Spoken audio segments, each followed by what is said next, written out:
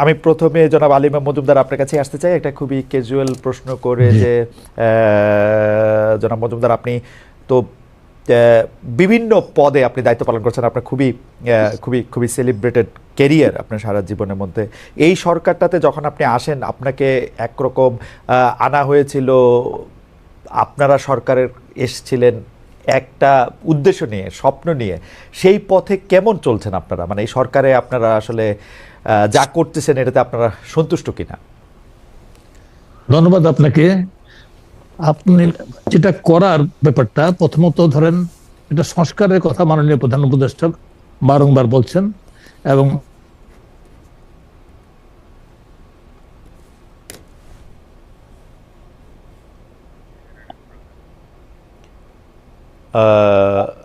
জনাব আলী ইমাম মজুমদারকে আমরা শুনতে পাচ্ছি না। আমরা জনাব আলী ইমাম মজুমদারের কাছে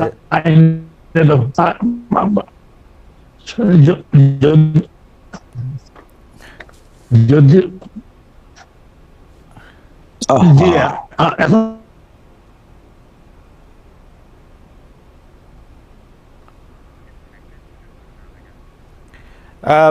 জনাব তোফাল আহমেদ, আমি জনাব আলী ইমাম মজুমদারকে প্রশ্ন করেছিলাম যে সরকারের যে উদ্দেশ্য এবং লক্ষ্য নিয়ে আসা হয়েছিল সেই লক্ষ্য এবং উদ্দেশ্য 4.5 মাস 5 মাস পরে যখন আমরা এটার দিকে তাকাচ্ছি, 5 মাসের বেশি সময় পরে, তখন এটাতে আসলে সন্তুষ্টি বোধ করছেন কিনা? জনাব আলী ইমাম মজুমদারের কানেকশনটা আমরা এখন আমরা পরিষ্কার হয়েছে। জনাব আলী মজুমদার, আপনি যদি আবার একটু বলেন, আমরা আসলে তখন আপনাকে শুনতে পাইনি, আপনারা আপনাদের কাজে সন্তুষ্ট কিনা? যে আপনাকে প্রথমে বলছি, জি, আমাদের কাজের ব্যাপারে আপনাকে প্রথমত দেখতে হবে আমাদের একটা প্রস্তুতি পর্বের ব্যাপারটা আছে, প্রস্তুতি প্রাক ব্যাপারটা, এটাকে বিবেচনায় নিতে হবে যে 5ই আগস্ট দেশ কোন অবস্থায় ছিল এবং 3 দিন সরকার বিহীন অবস্থায় দেশ ছিল। থাকার পরে 8 তারিখে সরকার গঠন হয়, আমি এতে আসি 12 তারিখে। সেই সরকার গঠন যখন হয় তখন দেখা গেল যে দীর্ঘ 15 বছরের অধিক অনেকটা একদলীয় সরকারের কাঠামোতে এবং প্রশাসনের সকল স্তরে সকল বিভাগে দলীয়করণের কারণে উপরের স্তরের তারা অত্যন্ত শেখি ছিল, অনেকেই পলাতক ছিল এবং অনেকেই কাজে মনোনিবেশ করতে পারছিল না। ওই অবস্থাতে সরকার কার্যক্রমটাই চালু ছিল না বলতে গেলে। থানা থেকে পুলিশ চলে এসেছিল এবং পুলিশের কর্মকর্তাও ছিলেন একই ধরনের। তো এই জিনিসটাকে ইয়ে করানোর জন্যে প্রাথমিক দায়িত্বটা আমার উপর পড়ে। সেই দায়িত্বটাকে করার জন্যে অনেক রদবদল করতে হয় এবং অনেক কাঠামোগত পরিবর্তনও কিছু পরিমাণ হয়। সেইটা করার জন্য সংস্কারের আগে এই কাজগুলি করানোর জন্য এটা দরকার ছিল এবং সেইটা যথাযথভাবে সম্পন্ন হয়েছে। সকলের সন্তুষ্টি বিধান করতে না পারলেও মোটামুটিভাবে একটা কাঠামো দাঁড়িয়ে গেছে। সেই কাঠামোতে এখানে পরিবর্তন তো সবসময় দরকার হয়, সে দরকার ছিল বা আছে বা থাকবে। ঠিক পাশাপাশি বেশ কিছু এখানে সংস্কার কমিশন গঠন করা হয়। আজকের অন্যতম আলোচক ডক্টর তোফায়েল আহমদ আমার বন্ধু, উনি একটা কমিশনের প্রধান। এই সংস্কার কমিশনগুলি কাজ করছে, 2-1টা প্রতিবেদন দিয়েছে, বাকিগুলির জন্য সময়সীমা বৃদ্ধি করা হয়েছে এবং আশা করছি সহজে দেবে। দেওয়ার পরে মাননীয় প্রধান উপদেষ্টা বলেছেন এগুলি নিয়ে যারা স্টেক হোল্ডার আছে, বিশেষ করে রাজনৈতিক দলগুলির সাথে উনি মত বিনিময় করবেন। মত বিনিময়ের পরে এই সংস্কার সম্পর্কে একটা সিদ্ধান্তে পৌঁছবেন। আমার তো মনে হয় যে আমরা যে অবস্থায় রাষ্ট্র কাঠামোকে পেয়েছিলাম, যদিও আমি ওই বিষয় সম্পর্কে আলোচনা না, তাই বলি যে আজকেও কিন্তু আমরা, যেহেতু খাদ্য ব্যবস্থাপনার দায়িত্বে আমি আছি, কিন্তু যখন আমরা এই সরকারের দায়িত্ব গ্রহণ করি তখন কিন্তু আমাদের অনেক জিনিস বাকিতে ছিল, বাকিতে কেনা ছিল দেখে আগে দিচ্ছিল না, সার দিচ্ছিল না, আমাদের তেল দিচ্ছিল না। এই অবস্থায় ছিল বৈদেশিক মুদ্রার অবস্থাটা, এমন নাজুক অবস্থায় ছিল, নেগেটিভ অবস্থায় ছিল। কিন্তু ধীরে ধীরে এই অবস্থাটা অনেকটা কেটে গেছে। আমরা এখন এলসি করতে পারছি, যদিও খুব ওপেন হ্যান্ডেড ভাবে করতে পারছি না। আমরা খাদ্য আমদানি করতে পারছি, আমরা বিদেশ থেকে বিভিন্ন জিনিস তেল আমদানি করতে পারছি, বিভিন্ন জিনিস করতে পারছি। আমার তো মনে হয় যে এই সময়ের মধ্যে যেটুকু অগ্রগতি হয়েছে এটা কি আদৌ মন্দ বলা চলে না। তবে প্রত্যাশার সাথে হয়তো অনেকে সামঞ্জস্যপূর্ণ নয়, কিন্তু আমি ব্যক্তিগতভাবে মনে করি যে আমরা এই অল্প সময়ের মধ্যে মোটামুটি ভাবে, অল্প সময় বলবো 5 মাস খুব বড় সময় না একটা জাতির জীবনের জন্য, যে অবস্থায় দেশটা ছিল সেই অবস্থায় এটা আমাদের অর্জনটাকে আমি খুব কম মনে করছি না। ওকে, এবং সংস্কার কমিশন দিয়ে প্রায় শেষ করে এসেছে। জি, আমার আমার আমার দুইটা মানে বিষয় আছে যে আপনারা কিভাবে কিরকম দায়িত্ব পালন করছেন সেটার ক্ষেত্রে। একটা প্রশ্ন হচ্ছে 5 আগস্টের পরিবর্তনের পর মানে শেখ হাসিনা পালিয়ে যাওয়ার পর আমলাতন্ত্রের মধ্যে প্রশাসনে এক ধরনের আতঙ্ক তৈরি হয়েছিল। 4-5 মাস পরে সেই আতঙ্ক এখন কেটেছে কিনা? অনেক দর্শকরা কিন্তু মন্তব্য করেছেন যে প্রশাসনের কর্মকর্তা কর্মচারীরা অন্তর্বর্তী সরকারকে সহযোগিতা করছে না। সরকারের একজন উপদেষ্টা হিসাবে আপনার অভিজ্ঞতা কেমন? আমার কিন্তু ব্যাপারটা মনে হচ্ছে যে এটা কারোর কাছে এটা মনে হতে পারে ব্যাপারটা, কিন্তু আমি যে কাঠামোটাকে নিয়ে কাজ করছি তারা সর্বাত্মকভাবে আমার সহযোগিতা করছে। এবং আগে কিন্তু আমি প্রধান উপদেষ্টার সাথে ওনার দপ্তরে সংশ্লিষ্ট ছিলাম। অনেকগুলি মন্ত্রণালয়, প্রায় সবগুলি মন্ত্রণালয়ে আমাকে কিছু না কিছু দেখতে হতো। আমি কিন্তু সর্বাত্মকভাবে সহযোগিতা পেয়েছি। আর সকল ক্ষেত্রেই যে কোনো সরকার যখন থাকে এই একটা অভিযোগ কিন্তু অনেক সময় দেখতে পেয়েছি। আমি যেহেতু আমলাতন্ত্রের সাথে ছিলাম, আপনিও অল্প সময় ছিলেন, আপনিও অতি অল্প সময় ছিলেন, এই জাতীয় একটা অভিযোগ কিন্তু আমলাতন্ত্রের সম্পর্কে অনেকে করে থাকেন। কিন্তু ব্যাপারটা সর্বাংশে সত্য না, হয়তোবা কোনো কোনো ক্ষেত্রে হতে পারে, কিন্তু আমি কিন্তু কোনো ধরনের অসহযোগিতা কোনো ক্ষেত্রে আমি পাচ্ছি না। আমি দেখছি যে সকলেই সহযোগিতা করছে। স্যার, সরকারি চাকরির কথা যখন স্মরণ করাই দিলেন, আমি যে ব্যাচে জয়েন করছিলাম সে 20তম ব্যাচের অনেক বন্ধু আছেন, তাদের সঙ্গে আমার নানা ধরনের কথাবার্তা হয়। তো স্যার, এটা একটা অভিযোগ আকারে আপনাদের বলবো যে অন্তর্বর্তী সরকার এসে প্রশ্নে যে রদ বদল, বদলি, পদোন্নতি, বহিষ্কার, চাকরিচ্যুতি, 15 বছরে বঞ্চিতদের ডাবল ট্রিপল প্রমোশন, সার্বিক বিষয়ে আপনার ভূমিকার কথা অনেকে বলছেন। গণমাধ্যমে এমন প্রতিবেদন এসছে আপনার কারণে, মানে দুই রকম এসছে আর কি স্যার। একটা আসছে হইলো যে মানে আপনার গুড বুকে যারা আসে তারা ভালো ভালো পদ পাচ্ছে, পদোন্নতি পাচ্ছে, পোস্টিং পাচ্ছে। আরেকটা এরকম প্রতিবেদন আসছে গণমাধ্যমে যে আপনার কারণে আওয়ামী লীগের সুবিধাভোগীদেরও প্রশাসনে পুনর্বাসন হয়েছে।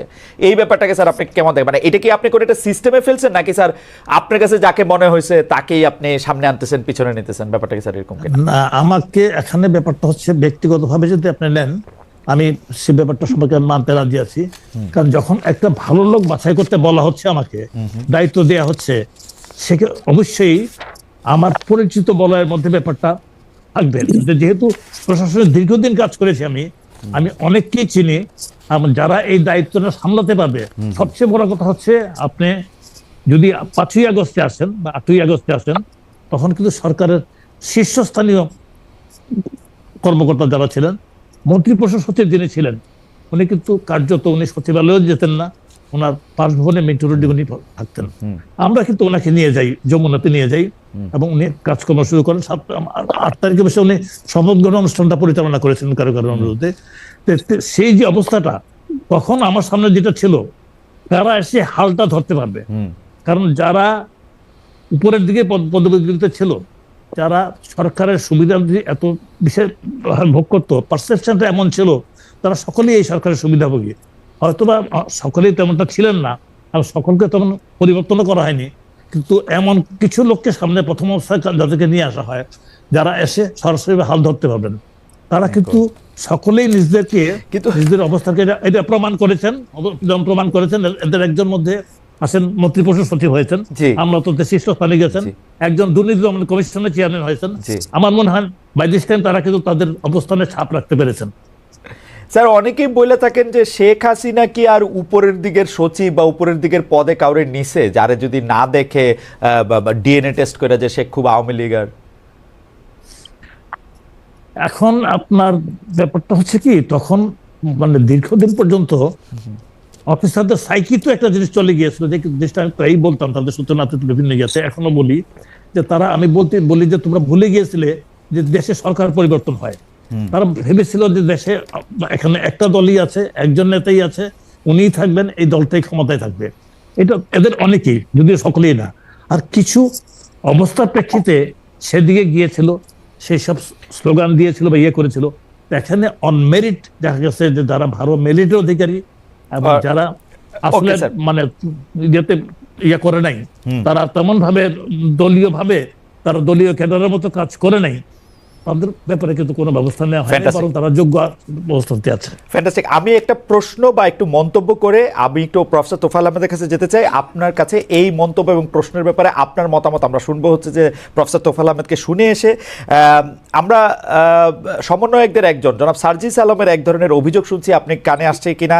জনপ্রশাসনে আছেন স্বয়ং প্রধান উপদেষ্টা, আছেন তার সহযোগী মাহফুজ ভাই, সরাসরি দায়িত্বের জায়গা থেকে প্রভাবিত করছেন আলিমা মজুমদার এবং তার পিএস আহসান কিবরিয়া। আহসান কিবরিয়া শেখ হাসিনার প্রধানমন্ত্রী কার্যালয়ের 1 মেয়াদের পরিচালক, 2 মেয়াদের পরিচালক, ইত্যাদি ইত্যাদি ইত্যাদি। এটা নিয়ে আপনার একটু মন্তব্য শুনতে চাই। আরেকটা জিনিস যেটা হচ্ছে যে আমাদের দর্শকরা অনেক মন্তব্য করেছেন, তারা আমাকে অনেকগুলি চিঠিও লিখেছেন, সেটা হচ্ছে 43তম বিসিএস এর 227 জনের বাদ পড়া প্রসঙ্গে এবং 321 জন সাব ইন্সপেক্টর, আপনার নিশ্চয় জানা আছে যে তাদের আসলে পদ না পাওয়া প্রসঙ্গে। এইটাও আমরা আপনার কাছে একটু শুনতে চাই। আমরা একটু প্রফেসর তোফায়েল আহমেদের কাছ থেকে আসি স্যার আপনার কাছে। আমরা আমরা আমরা আমাদের আমাদের আমাদের শিক্ষক প্রফেসর ডক্টর তোফায়েল আহমেদের কাছে যাই। তিনি এখন স্থানীয় সরকার সংস্কার কমিশনের প্রধান এবং দীর্ঘকাল ধরে স্থানীয় সরকার বিশেষজ্ঞ বলতে আমরা যে শব্দবন্ধ বানিয়েছিলাম সেটা ডক্টর তোফায়েল আহমেদের সঙ্গেই যায়। আমরা প্রচুর কোট নিয়েছি আমাদের সাংবাদিকতা জীবনে তার কাছ থেকে। এখন তার কাছ থেকে একটু জানতে চাই যে চেয়ারের ওই পাশে বসে যে আওয়ামী লীগ আমলে নির্বাচন হওয়ায় সিটি কর্পোরেশন ও পৌরসভা ভেঙে দিয়েছে অন্তর্বর্তীকালীন সরকার। ইউনিয়ন পরিষদ বহাল রাখা হলো, অনেক চেয়ারম্যান মেম্বার পলাতক, অনেকে কারাগারে। এই 4-5 মাসে স্থানীয় সরকারের সেবা পরিস্থিতি নিয়ে আপনার মূল্যায়ন কি? অর্থাৎ যারা মানে তারা তো কেউ এখন নাই, এখন প্রশাসক দিয়া স্থানীয় সরকার কেমন চলতেছে স্যার যদি একটু বলেন প্রফেসর তোফায়েল আহমেদ। হ্যাঁ, ধন্যবাদ ধন্যবাদ। প্রথম কথা হচ্ছে এটা একটা ব্যতিক্রমী দেশ, দুনিয়ার কোথাও এরকম কোনো ঘটনা ঘটে নাই যে বায়তুল মোকাররমের খতিব থেকে দেশের প্রধানমন্ত্রী, সমস্ত এমপি মন্ত্রী, ইউনিয়ন পরিষদের চেয়ারম্যান মেম্বার থেকে আরম্ভ করে সিটি কর্পোরেশনের মেয়র সবাই এক জায়গায় পালিয়ে যায়। এইরকমের একটা অবস্থায় পরে সরকার অনেকগুলো কাজের মধ্যে যে কাজটা করেছে যে লোকাল গভর্নমেন্টের অনেকগুলো স্তরের বাতিল করে দিয়েছেন। তো ওই সময়ে ওই জিনিসটা কি কতটুকু ভালো হয়েছে কতটুকু মন্দ হয়েছে এটা আমি জানি না, কিন্তু আমার একটা সাজেশন ছিল প্রথমেই যে যারা আপনারা একটা আলটিমেটাম দেন যারা দেশে আছেন, যাদের প্রতি মানুষের আস্থা আছে, যাদের সাহস আছে, যারা সৎ হিসেবে নিজেদেরকে দাবি করতে পারেন, তারা এসে বসুন। আর যারা আসতে পারবেন না একটা সময়সীমার মধ্যে, তাদের পদগুলো শূন্য ঘোষণা করে দিন এবং সেই শূন্য ঘোষণা করে সেই পদে সময় সুযোগ মতো নির্বাচন হবে। স্যার আমার একটা ছোট প্রশ্ন আছে যে এই সিটি কর্পোরেশন এবং পৌরসভার যে ভেঙে দেওয়ার সিদ্ধান্তটা তাহলে কে নিলেন, মানে প্রফেসর ইউনূস? না, সরকার নিয়েছে, আমি তো কোনো একজনকে জানি না, এটা মানে সরকার থেকে নেওয়া হয়েছে। যে আপনি যখন সংস্কার করছেন তখন এটা মনে হয় না যে এটা একটু মানে কে নিল এরকম একটা সিদ্ধান্ত? যে না, তখন মন্ত্রী ছিলেন যে মরহুম আমাদের যে জনাব হাসান আরিফ, জি হাসান আরিফ সাহেব ছিলেন। ওনাকে জিজ্ঞেস করেছি, উনি ঠিক একই রকম ভাবে এই জিনিসটা বলেছেন যে উনি একা করেন নাই, সবাই মিলে করেছেন অথবা চাপে পড়ে করেছেন। তো আমার প্রশ্ন ছিল যে সবাইকে ওই পরিষদটা বিলুপ্ত না করে দিয়ে যারাই কাজ করতে পারবেন বলে যাদের বিশ্বাস তাদেরকে রেখে বাকিদেরকে একটা আলটিমেটাম দেন। তারা যদি নির্দিষ্ট একটা সময় জয়েন না করে এরা আলটিমেটলি আসনগুলো শূন্য ঘোষণা করে দেন, তাহলে কিন্তু প্রবলেমটা কম হতো একটু। কিন্তু এটা এখন চলে গেছে, এখন প্রশাসক দিয়ে চলছেন, তাতে করে মানুষের অসুবিধা হচ্ছে কিছু। কারণ হচ্ছে আগে যত সহজে ওখানে প্রবেশ করা যেত, এখন তত সহজে গিয়ে পাওয়া যাচ্ছে না। কারণ যেই ব্যক্তিদেরকে ওখানে নিয়োগ করা হয়েছে তাদের একটা নিজস্ব জব আছে, তার একটা অফিস আছে, সেই অফিসটা সামলিয়ে অতিরিক্ত দায়িত্ব হিসেবে তাকে এটা করতে হচ্ছে। অতিরিক্ত দায়িত্ব হিসেবে করতে গেলে যা সমস্যা হয় স্বাভাবিকভাবে সেই সমস্যা হচ্ছে। আবার মনে করেন লোকজনকে চেনার একটা অসুবিধা আছে, সেই ক্ষেত্রে সমস্যা হচ্ছে। সেজন্যই যেহেতু আসলে টোটাল পরিষদের মধ্যে লোকজনের অনুপস্থিতি, সেখানে একজন প্রশাসকের পক্ষে সবকিছু করা সম্ভব হচ্ছে বলে আমার মনে হয় না, সেটা হচ্ছে।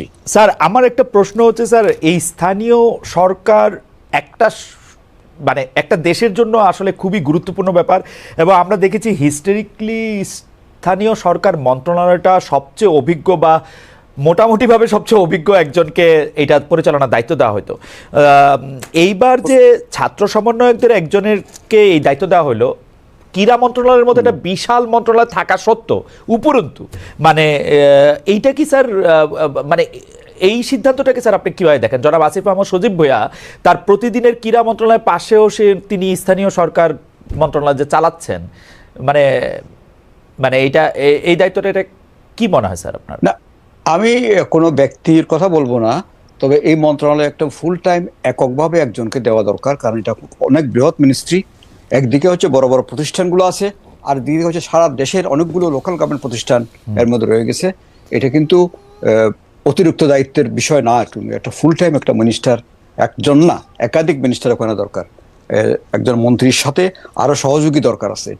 এটা কিন্তু অনেক বৃহৎ একটা মিনিস্ট্রি। এককভাবে যদি এলজিডি, ডিপিএইচই, ওয়াসাগুলো ডিল করতে হয়, ওটাও কিন্তু একটা বিরাট কাজ। ও লোকাল গভর্নমেন্টের কথা আমি বাদ দিলাম, লোকাল গভর্নমেন্টের বিষয়গুলো তো আছেই। এবং এখন আমাদের কাছে যেই হারে মানুষ আসা শুরু করেছে, তারা মনে করছে যে আমরা বোধহয় সব সমস্যার সমাধান আমাদের হাতে। এটা তো ঠিক না। আমাদের তো কাজ হচ্ছে সংস্কারের বিষয়গুলোকে একত্রিত করে সরকারের কাছে সুপারিশ দেওয়া। কিন্তু মানুষ এখন যাওয়ার জায়গা পাচ্ছে না। আমি এখন কাজ করতে পারছি না, প্রতিদিন এত লোক, আপনার অ্যাপয়েন্টমেন্টের প্রয়োজন নাই, এমন ভাবে আসা শুরু করেছে, এত কথা বলতে চাচ্ছেন, মানে এগুলো শোনার মতো হয়তো লোক দেশে নাই, সেজন্য হয়তো এগুলো আসছে। স্যার আপনার কাছে কি মনে হয়, আমি এই প্রশ্নটা আসলে জনাব আলী ইমাম মজুমদারের কাছে, আপনার কাছে কি মনে হয় যে মানে কোন বিবেচনায় একটা বাড়তি কাজ এবং মানে আমাদের ছাত্র সমন্বয়কদের একজন যিনি অলরেডি ক্রীড়া মন্ত্রণালয়ের মতো এরকম একটা বড় মন্ত্রণালয় আছে, তাকে যে এটা দেওয়া হলো, মানে এটার মানে এটা কারণটা কি? আমরা এটা জনাব আলী ইমাম মজুমদারের কাছেও জানতে চাই। আপনার কাছে কি মনে হয় স্যার, এটা কি? আমার কাছে কোনো কারণ জানা নেই, কারণ আমি অনুসন্ধানও করতে চাইনি। কারণ আমি আমার যেটা কাজ, লিমিটেড কাজ, এখন আগে হয়তো অনেক কিছু নিয়ে ভাবতে পারতাম, এখন কিন্তু আমাকে গুটিয়ে একটা কাজের মধ্যে সীমাবদ্ধ করেছি। সেই কারণে আমার পক্ষে এগুলো এত কিছু দেখার আমার সময়ও নাই, আর আমার ইচ্ছাও নাই। তাছাড়া আমার এটা করতে গেলে কিন্তু আমার আসল কাজ ব্যাহত হবে। সেই কারণে আমি এই দিকে নজর দিইনি আর কি, এইসব বিষয়ে অন্য কোনো বিষয় নিয়ে ভাবতে চাইনি এই মুহূর্তে। না, fair enough. Professor Tofail Ahmed, আপনাকে ধন্যবাদ। আমি জনাব আলী ইমাম মজুমদারের কাছে আগে যে প্রশ্ন রেখে গেছিলাম, তার আগে এই প্রশ্নটা একটু করতে চাই যে মানে এলজিআরডি মানে একটা বাড়তি দায়িত্ব হিসেবে দেওয়ার কারণটা কি স্যার? আপনি তো ক্যাবিনেটে বসেন। না, ধন্যবাদ আপনাকে। আমি না ক্যাবিনেটে বসি না, আমি তো উপদেষ্টা পরিষদের যেটা বলছেন আর কি, যদি ক্যাবিনেট বলা হয় এটা একদম এখন তো ক্যাবিনেট। জি, ক্যাবিনেট। এটা হচ্ছে কি, এখন এটা প্রধান উপদেষ্টা প্রেরোগেটিভ, কাকে কোন মন্ত্রণালয়ের দায়িত্ব দেবেন। এখানে কিন্তু 3-4টা মন্ত্রণালয়ের দায়িত্ব সম্পন্ন লোক আছেন। আবার আমাকে যদিও একটা মন্ত্রণালয়, এটা চ্যালেঞ্জ এত বেশি, আপনি বুঝতে পারছেন। ফুড সিকিউরিটি জিনিসটা পৃথিবীতে সবচেয়ে গুরুত্ব দিয়ে দেখা হয়। অবশ্যই আমাদের এখানে খাদ্য ঘাটতি হয়ে গেছে, আকস্মিক বন্যার জন্য চালের ঘাটতি হয়েছে। গম তো আমাদের এখানে 70 লক্ষ টন, চাহিদার মধ্যে 10 লাখ টন উৎপাদন করি, 60 লাখ টন আমাদের আমদানি করতে হয়। ওইসব বেসরকারি সেক্টর এখানে বড় অ্যাক্টর, আমরা ইয়েতে আছি। তো আমার এগুলি নিয়েই কিন্তু আমি প্রথম হিমশিম খাচ্ছি একটা নিয়ে। এখন যুব ক্রীড়া মন্ত্রণালয় খুব বড় মন্ত্রণালয় না, অ্যাক্টিভিটিস খুব বেশি না। স্থানীয় সরকার মন্ত্রণালয় বরাবরই একজন মন্ত্রী থাকতেন, একজন প্রতিমন্ত্রীও মাঝে মধ্যে থাকতেন। আমার মনে হয় ওনাকে প্রধান উপদেষ্টা যথেষ্ট কম্পিটেন্ট মনে করে উনি দিয়েছেন, যথেষ্ট কম্পিটেন্ট মনে করে উনি দিয়েছেন, এবং আপনি মনে করছেন যেটা ভালোই চলছে। তাহলে আমরা একটু এই প্রশ্নে ফিরে আসি। আপনার কাছে যে প্রশ্ন করেছিলাম যে জনাব সার্জিস আলম, আরেকজন সমন্বয়ক, জনপ্রশাসনে আপনার কথা বলেছেন যে আপনি সকল কিছুকে প্রভাবিত করছেন। আপনার পিএস আহসান কিবরিয়াও, তারা আসলে আওয়ামী লীগের সময়ে, জনাব আহসান কিবরিয়ার কথা উনি বলেছেন যে সেটি আওয়ামী লীগের সময় তারা সুবিধাভোগী এবং মেধায় যোগ্যতা প্রমাণ করলো। গত 15 বছর আওয়ামী লীগ সরকার রাজনৈতিক বিবেচনায় 259 জনকে বিসিএস থেকে নিয়োগ দেয়নি। এবার অন্তর্বর্তী সরকার তাদের নিয়োগ দিয়েছে। এই সরকার আবার শুধু একটা বিসিএসই, 43তম বিসিএসই 227 জনকে বঞ্চিত করেছে রাজনৈতিক বিবেচনায়। 300-র চেয়ে বেশি, 321 জন এসআই কে বাদ দেওয়া হয়েছে। আজকে আপনি জানেন যে জনাব শরীফুল হাসান একটি কলাম লিখেছেন, তিনি বলেছেন যে পুলিশের কর্মকর্তারা যারা মানে এএসপি পর্যায়ে, তারা ওই যে প্যারেডে আস্তে হেঁটেছেন বা ঠিকমতো হাঁটতে পারেন, এই অভিযোগ দেখে অনেকে বাদ দেওয়া হয়েছে। স্যার, এগুলি কি আপনার নজরে আসছে? মানে এগুলিকে আপনি কিভাবে দেখছেন? ধন্যবাদ আপনাকে। এখন আমি যেটা করছি যে আপনি যখন বলছেন, এটা কিন্তু 2 মাস আগের ব্যাপার। আমি গত 11ই নভেম্বর ওই অবস্থান থেকে আমি চলে এসেছি। আর আহসান কিবরিয়া সিদ্দিকী আমার পিএস ছিল না, সে ছিল এডিশনাল সেক্রেটারি। পিএস জেনারেলি থাকে ডেপুটি সেক্রেটারি লেভেলের লোক। এখন আমার পিএস আছে, একজন ডেপুটি সেক্রেটারি আছে, একজন পিএস নতুন নিয়েছি। আহসান কিবরিয়া সিদ্দিকীও ওই প্রধান উপদেষ্টা কার্যালয়ে ধারাবাহিকতার কারণে ছিল, বিশেষ করে তাকে কিছুদিন কন্টিনিউ করানোর প্রয়োজন হয়ে পড়েছিল। আপনি জানেন যে প্রধান উপদেষ্টা কার্যালয়টাও কিন্তু 5ই আগস্টে প্রচন্ড ভাঙচুর এবং ক্ষেত্রবিশেষে অগ্নিসংযোগের হয়। তো সেখানে এসব রেকর্ডের এই রেকর্ডগুলিকে করা এবং করার জন্য তাকে কিছুদিন রাখার অত্যন্ত প্রয়োজন ছিল। সেটা রাখার পরে সে আমার অবস্থানকালে প্রায় 1 মাসের মধ্যে মানে সর্বোচ্চ এই সরকারের অধীনে এই জায়গাতে ওই প্রধান উপদেষ্টা কার্যালয়ে সর্বোচ্চ 2 মাস ছিল, তারপর সে অন্যত্র বদলি হয়ে চলে গেছে। এখন এইটা বর্তমানে এটা হচ্ছে না। তবে মাননীয় প্রধান উপদেষ্টা নিজেই কিন্তু জনপ্রশাসন মন্ত্রণালয়ের দায়িত্বে আছেন।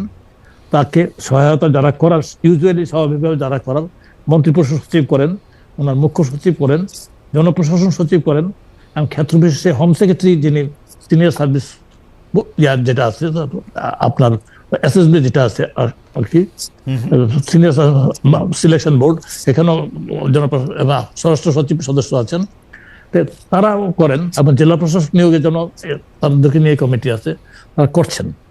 এখন বর্তমানে আমি কিন্তু এই দায়িত্বের সাথে সংশ্লিষ্ট না আজকে প্রায় 2 মাস। আচ্ছা, 2 মাসের কাছাকাছি।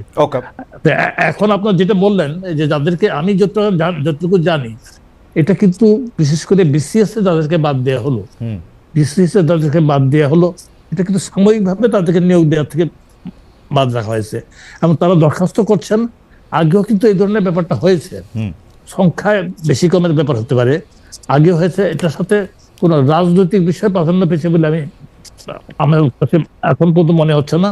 জনপ্রশাসন মন্ত্রণালয় থেকে বলা হচ্ছে তাদের বিরুদ্ধে যে গোয়েন্দা সংস্থাগুলির যে প্রতিবেদন, সেই প্রতিবেদন অনুসারে এটাকে বাদ রাখা হয়েছে এবং তারা সকলেই রিভিউর দরখাস্ত করছেন।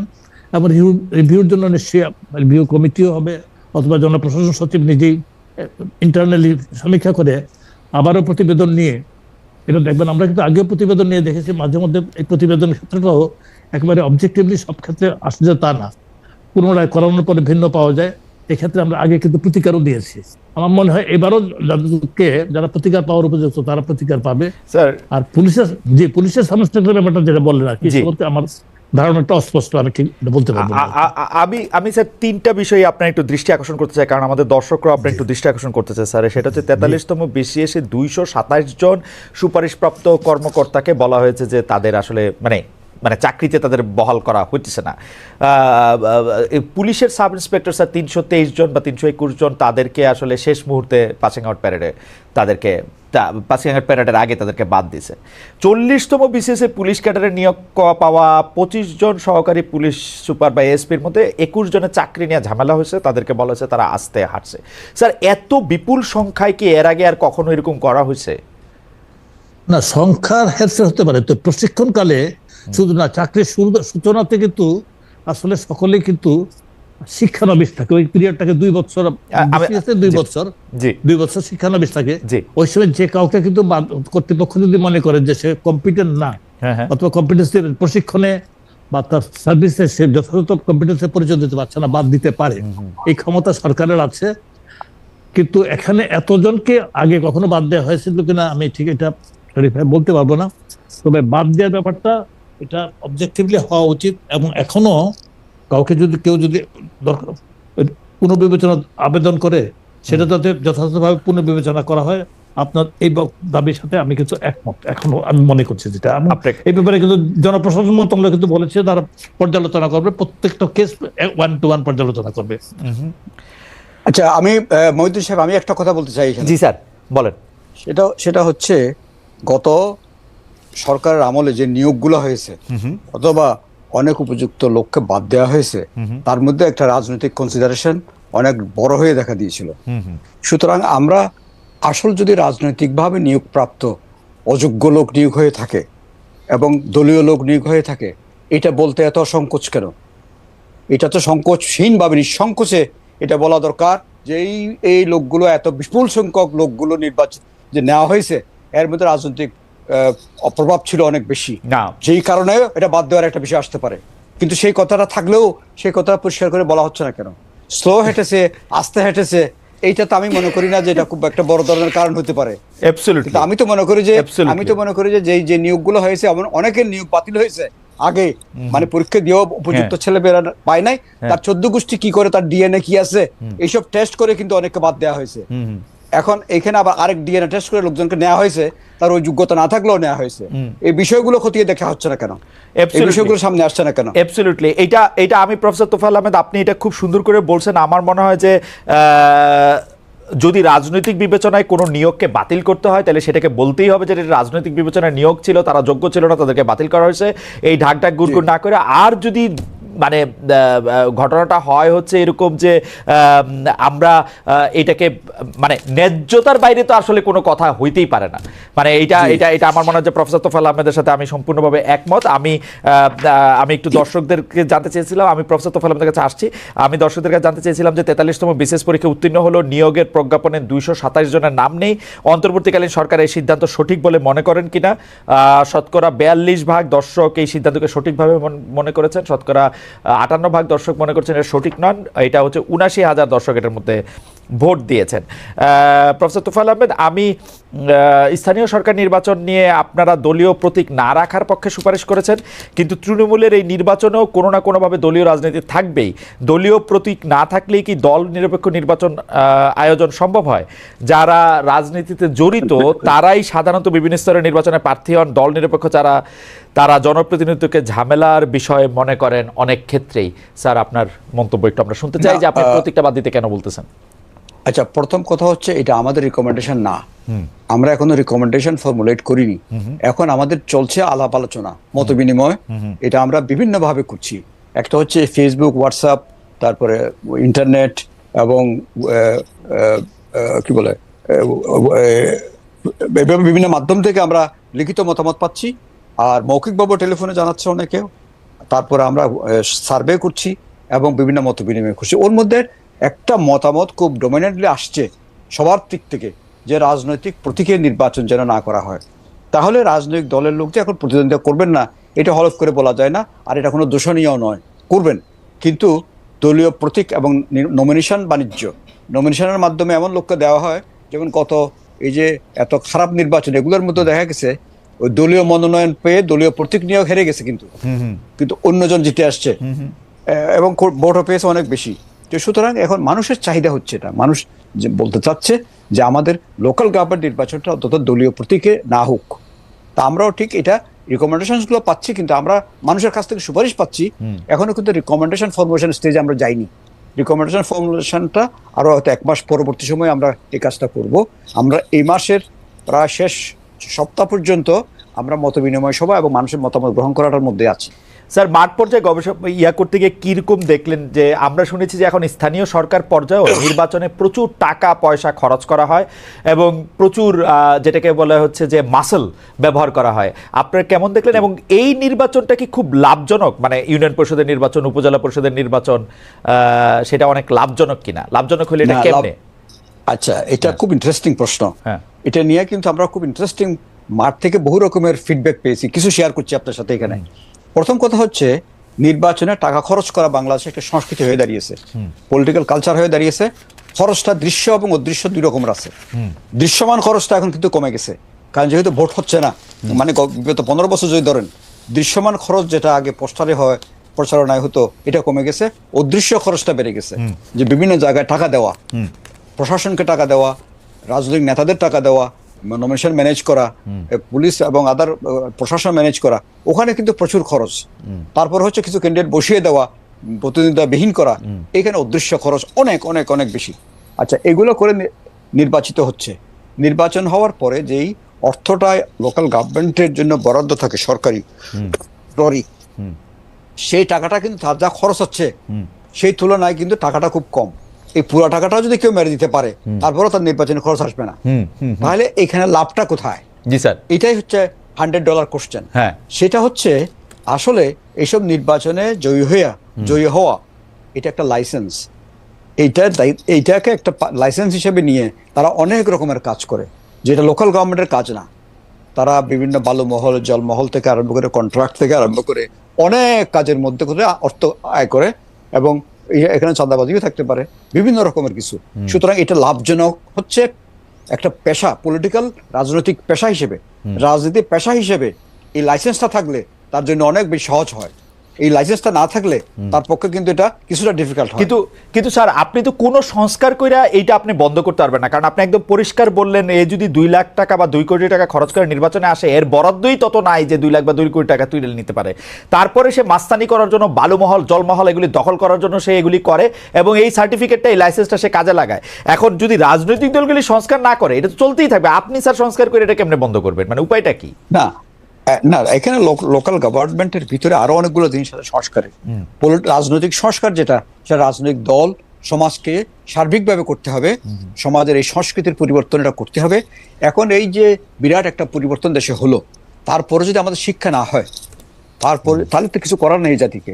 কারণ এখন তো শিক্ষা হওয়া উচিত যে এগুলো করে কোনো লাভ হয় না, এত রকম করে মেকানিজম করে কোনো লাভ হয় না, শেষ পর্যন্ত দেশ ছাড়তে হয়। যা ইনকাম করেছিল সেটা তো থাকেই না, দেশের স্বার্থ হয়, দেশে আসতে পারে না। সুতরাং এখন পর্যন্ত শিক্ষা না হয়, আমাদের সংস্কৃতি যদি আমরা পরিবর্তন না করি, তাহলে তো এই দেশকে কিভাবে ক্যারেটিক করবে আমাকে বুঝান না স্যার, শিক্ষা কি কেউ নেয় স্যার? শিক্ষা নেওয়ার ঘটনা থাকলে তো মানুষ এরকমই হইতো না। না, শিক্ষা নেওয়ার ঘটনা শুধু অটোমেটিক না, এখন কিন্তু মানুষ বোধহয় ছেড়ে দেবে বলে মনে হয় না। ভবিষ্যতে যে কোনো নেতাকে যদি তার সীমা অতিক্রম করে, তাহলে কিন্তু এখানে মানুষের মধ্যে যে জাগরণটা, অভূতপূর্ব জাগরণ জেগেছে, যুব সমাজ যেভাবে সচেতন হয়েছে, এখানে কিন্তু কিছুটা কি বলে, তাদেরকে কিন্তু কিছুটা সমঝে চলতে হবে। এটা কি আগের মতো অপ্রতিরোধ্য গতিতে এগুলো চলবে? এটা বোধহয় হবে না, এটা সামনে খুব ডিফিকাল্ট হবে। এই সচেতনতার কথাটা যদি আমি আবার একটু জনাব আলিমা মজুমদারের কাছে যাই, যে স্যার আপনি কি দেখেন যে খুব সচেতন হয়েছে এখনকার লোকজন? কারণ আমি তো অনেক ক্ষেত্রেই দেখি যে মানে একদমই মানে আপনারা যারা ক্ষমতা আছেন স্যার, তাদের মধ্যে অনেকেই, আপনাকে পার্সোনালি বলতেছি না, একদম শেখ হাসিনার দেখায় দেওয়া পথটি অনুসরণ করতেছেন। সেটা গাড়ি দেওয়া হোক, সেটা বাড়ি দেওয়া হোক, সেটা ক্যামেরা দেওয়া হোক, মানে অ্যাবসলিউটলি দ্য সেম ডিরেকশন। আপনাকে মানে টোটালি এই ব্যাপারটা সম্পর্কে মন্তব্য করা খুব কঠিন। আপনাকে একেবারে আপনি ভুল বলছেন এমনটা আমি বলবো না। তবে একটা যেটা ডক্টর তোফায়েল আহমেদ যে জিনিসটা বললেন, যে 5ই আগস্টের ঘটনাটা আমাদের জাতির জীবনে বড় একটা শিক্ষা হিসেবে এসেছে। এটা সকল ক্ষেত্রে, বিশেষ করে যেহেতু ধরেন আমি মূলত প্রথমত ব্যুরোক্রেসি নিয়ে আমি হ্যান্ডেল করতাম। আমি দেখেছি যে অনেকের মধ্যে বিরাট একটা অনুশোচনা এসেছে, যে আমি যখন বলতাম যে দেশে সরকার পরিবর্তন হতে পারে, এটা তোমরা ভুলে গেছিলে। এবং তখন দেখতাম যে তারা অত্যন্ত লজ্জিত হতো, এবং তাদের একটা অংশ কিন্তু শুধরানোর চেষ্টা করেছে বলে আমি দেখেছি। আমি তাদেরকে বলেছি যে আমরা অনেক বড় পরিবর্তন দেশে দেখেছি, আমরা 75-এ দেখেছি, আমরা 91-তে এরশাদের দেখেছি। তো তখন তো এরকম ভাবে প্রশাসন যন্ত্র অচল হয়ে পড়ে নাই, এভাবে পুলিশ থানা ছাড়া চলে আসে নাই। তো এই জিনিসগুলিটা হলো কেন এবার? যেহেতু দল এবং প্রশাসন, রাষ্ট্রযন্ত্র একাকার হয়ে গিয়েছিল রাজনৈতিক দলীয় সরকারের সাথে, এই জন্য ব্যাপারটা ঘটেছিল। এবং এটা যে প্রফেসর তোফায়েল আহমেদের সাথে আমি একমত, যে এইবার থেকে অন্তত কিছুটা হলেও শিক্ষা গ্রহণ করবে, অ্যাজ ওয়েল এজ একটা ফাংশনাল ডেমোক্রেসির যদি আমরা কোনোভাবে আমরা করতে পারি। ধর দফায় দফায় যদি ইলেকশন হয়, যে জিনিসটার ডিমান্ডটা প্রচন্ড পরিমাণ আছে, এবং কোর্টের আদেশের মাধ্যমে জিনিসটা অনেকাংশে আসছে রিগার্ডিং কেয়ারটেকার গভর্নমেন্ট, সেটা যদি আসে, তাহলে কিন্তু 5 বছর পরে ইলেকশন যদি হয়, পরে যদি ইলেকশন হয়, আমরা যদি একটা ইলেকট্রাল সিস্টেমটা যেটা ভেঙে পড়েছিল, এটা যদি আমরা দাঁড় করাতে পারি, তাহলে কিছুটা পরিমাণ পরিবর্তন এখানে আসবে। স্যার এটা নিয়ে একটা প্রশ্ন আপনাকে করি স্যার, যে জনপ্রশাসন সংস্কার উদ্যোগ একটা হইতেছে, আপনি বলতেছেন যে আমরা আসলে এরকম আমলাতন্ত্র কখনো দেখি নাই। আপনি এটা খুবই নাইসলি বললেন যে আমলারা মানে হয়তো ভুলে গেছিলেন যে এই সরকারটা পরিবর্তন হইতে পারে। তো এইটা তো যখন এটা সংস্কার করার উদ্যোগ নেওয়া হয়েছে এই সরকার, তখন প্রশাসন ক্যাডারদের মধ্যে, মানে প্রশাসন ক্যাডারদের সঙ্গে অন্য ক্যাডারদের বা ভিতরে বাইরে দ্বন্দ্ব প্রকাশে চলে আসতেছে। স্যার আমরা কিন্তু অ্যাবসলিউটলি দেখতেছি যার যার স্বার্থ হিস্সা আদায়ে সবাই ব্যস্ত। সবাইকে খুশি রেখে এই সংস্কার বাস্তবায়ন স্যার কেমনে এটার মধ্যে এটা করা সম্ভব? ঠিক আছে, ধন্যবাদ আপনাকে। আসলে রিফর্ম কিন্তু খুব একটা পেইনফুল এক্সারসাইজ, এটা যে কোনো ব্যক্তির জন্য, সমাজের জন্য, রাষ্ট্রের জন্য। এখানে জনপ্রশাসন সংস্কার কমিশন কাজ করছেন, এবং এখানে অত্যন্ত মেধাবী এবং যোগ্য লোকরা আছেন। তারা কাজ করতে গিয়ে কিছু তারা সুপারিশমালা সংগ্রহ করবেন, নিজেরা সুপারিশ চূড়ান্ত করবেন, সরকারের কাছে দেবেন, যেমন ডক্টর তোফায়েল আহমেদের কমিশনের যে একই ব্যাপার, একইভাবে হবে। সরকার এগুলি বিভিন্ন স্টেক হোল্ডারদের সাথে আবার কনসালটেশনে যাবেন, প্রধান উপদেষ্টা নিজে সেই কমিটির দায়িত্ব নেবেন বলে বলা হয়েছে। বিশেষ করে রাজনৈতিক দলগুলির সাথে যখন আলোচনা হবে, তারপরে সিদ্ধান্ত নেবে। এবং সিদ্ধান্ত নেওয়াটা কোন পর্যায়ে নেবে, এটা বর্তমান পর্যায়ে নেবে অথবা নির্বাচিত সরকারের হাতে, পরবর্তী নির্বাচিত সরকারের জন্য রেখে যাবে, এটা একটা ইয়ার ব্যাপার। এটা এখন পর্যন্ত চূড়ান্ত হয় না এই ব্যাপারটা। এটা নিয়ে আলোচনা চলছে। কেউ বলছে যে পরে করা হবে, কেউ বলছে আংশিক করা হোক। কারণ সংস্কারের বিপক্ষে কিন্তু কেউ বলছে না। এমনকি যারা দ্রুত নির্বাচন যাচ্ছে তারাও সংস্কারের জন্য প্রস্তাব কিন্তু জমা দিচ্ছে। এই সংস্কার কমিশন, সংবিধান সংস্কার কমিশনের কাছেও কিন্তু মানে সকলেই প্রস্তাব জমা দিয়েছে এই সংস্কার হওয়া উচিত। অর্থাৎ একটা ন্যাশনাল এগ্রিমেন্টের দিয়ে কিন্তু মোটামুটি যাওয়ার একটা সুযোগ সৃষ্টি হয়েছে। এই সুযোগটাকে আমাদের কাজে লাগানো উচিত। আমি একটু কথা বলতে চাই। জি স্যার। কথাটা আপনি হয়তো প্রশ্ন করেন নাই, কিন্তু আমার মনে হলো এইভাবে একটু কথাটা বলা দরকার। জি। মনে করেন সরকারের সফলতা, এটা নিয়ে আপনি প্রথমে প্রশ্ন করেছিলেন। তো সেই হিসেবে এটা ব্যাকগ্রাউন্ডটা জনাব মজুমদার বলেছেন, কোন পরিস্থিতিতে সরকার আসছে এবং দেশটা কোন অবস্থায় ছিল এবং কি অবস্থায় এখন আছে। সেটার মধ্যে একটা জিনিস হয়তো আমাদের ভুলে গেলে চলবে না, যখন বড় ধরনের ক্রাইসিস দেশে আসে তখন বোধহয় এটা আল্লাহর তরফ থেকে কিছু রহমত নাজিল হয়। এরকম করে একসময় বিচারপতি শাহাবুদ্দিন সাহেব দায়িত্ব নিয়ে দেশটাকে রক্ষা করেছিলেন একভাবে, এবং উনি কোনোদিন চিন্তা করেন না যে উনি এই রাষ্ট্রের দায়িত্ব নেবেন, কিন্তু এসে গেছেন ঘটনাক্রমে, এবং এসে উনি ওনার প্রেজেন্সটা দিল এক ধরনের একটা আশীর্বাদ। ঠিক একই রকমভাবে এই যে এরকম একটা সরকার পতন হতে পারে, এইরকম মানুষ যে পিপিলিকার মতো সারা ঢাকা শহরে তিল ধরনের জায়গা নাই, এরকম মানুষ আসতে পারে, এটা কিন্তু কেউ কল্পনা করে নাই। যেন এটা মানে আকাশ থেকে যেন ফেরেশতা নেমে আসছে, একটা পরিবর্তন হয়ে গেছে। পরিবর্তনের পরে দেশটা কীভাবে চলবে, এটাও কিন্তু একটা বিরাট ধরনের কোশ্চেন ছিল।